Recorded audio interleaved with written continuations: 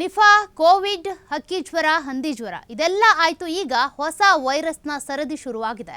ಕೇರಳ ರಾಜ್ಯದಲ್ಲಿ ಹೆಚ್ಚಾಗ್ತಾ ಇದೆ ವೆಸ್ಟ್ ನೈಲ್ ಜ್ವರದ ಆತಂಕ.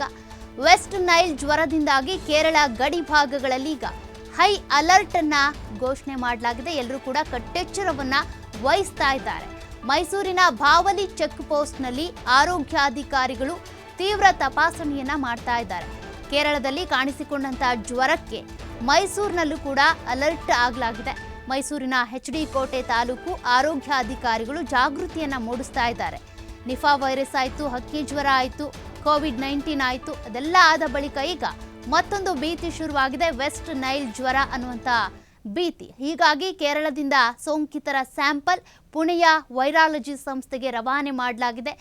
ಹೀಗಾಗಿ ಈಗ ಮೈಸೂರು ಗಡಿಭಾಗದಲ್ಲೂ ಕೂಡ ಒಂದಷ್ಟು ಕಟ್ಟೆಚ್ಚರವನ್ನು ವಹಿಸಲಾಗಿದೆ.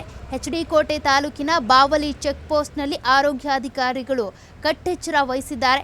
ಗಡಿಯೊಳಗೆ ಬಂದು ಹೋಗುವಂಥ ವಾಹನಗಳ ಸವಾರರ ಮೇಲೆ ಕಣ್ಣಿಟ್ಟಿದ್ದಾರೆ. ಕೇರಳದಲ್ಲಿ ಕಾಣಿಸ್ಕೊಂಡಿರುವಂಥ ಈ ಜ್ವರಕ್ಕೆ ಈಗ ಮೈಸೂರು ಗಡಿಭಾಗದಲ್ಲೂ ಕೂಡ ಅಲರ್ಟ್ ಮಾಡಲಾಗಿದೆ. ಈ ಹಿಂದೆ ಕೋವಿಡ್ ಇರ್ಬೋದು, ಹಂದಿ ಜ್ವರ, ಅದೇ ರೀತಿಯಾಗಿ ನಿಫಾ ವೈರಸ್ ಇದೆಲ್ಲವೂ ಕೂಡ ಕೇರಳದಲ್ಲಿ ಕಾಣಿಸ್ಕೊಂಡು ರಾಜ್ಯದಾದ್ಯಂತ ಹರಡಿತ್ತು. ಹಾಗಾಗಿ ಈ ವೈರಸ್ ಕೂಡ ನಮ್ಮ ರಾಜ್ಯಕ್ಕೆ ಹರಡುವ ಮುಂಚೆನೇ ಒಂದಷ್ಟು ಮುಂಜಾಗ್ರತಾ ಕ್ರಮಗಳನ್ನು ಕೈಗೊಳ್ಳೋದಕ್ಕೆ ಅಂತ ಆರೋಗ್ಯಾಧಿಕಾರಿಗಳು ಪೊಲೀಸರು ಮುಂದಾಗ್ತಾ ಇದ್ದಾರೆ.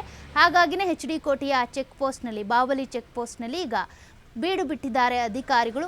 ಹೊರಗೆ ಹೋಗುವಂಥ ವಾಹನಗಳು, ಆ ಕಡೆಯಿಂದ ಬರುವಂಥ ವಾಹನಗಳನ್ನು ತಪಾಸಣೆ ಮಾಡ್ತಾ ಇದ್ದಾರೆ. ತಪಾಸಣೆ ಮಾಡಿ ಬಿಡಲಾಗ್ತಾ ಇದೆ. ತೀವ್ರ ಅನಾರೋಗ್ಯದ ಲಕ್ಷಣಗಳನ್ನ ನೋಡ್ತಾ ಹೋಗೋದಾದರೆ ಜ್ವರ ಕಾಣಿಸ್ಕೊಳ್ಳುತ್ತೆ ಹೆಚ್ಚಾಗಿ. ಹಾಗಾಗಿ ಎಲ್ಲರೂ ಕೂಡ ಎಚ್ಚರಿಕೆಯಿಂದ ಇರಬೇಕಾಗುತ್ತೆ. ತಲೆನೋವು, ಕುತ್ತಿಗೆ, ಕೈಕಾಲು ನೋವು ಬರುತ್ತೆ. ಆದಷ್ಟು ಬೇಗ ಈ ಥರ ಏನಾದರೂ ಲಕ್ಷಣಗಳಿದ್ದರೆ ಆಸ್ಪತ್ರೆಗೆ ಹೋಗಿ ವೈದ್ಯರ ಬಳಿ ಪರೀಕ್ಷೆ ಮಾಡಿಸ್ಕೊಳ್ಬೇಕಾಗುತ್ತೆ.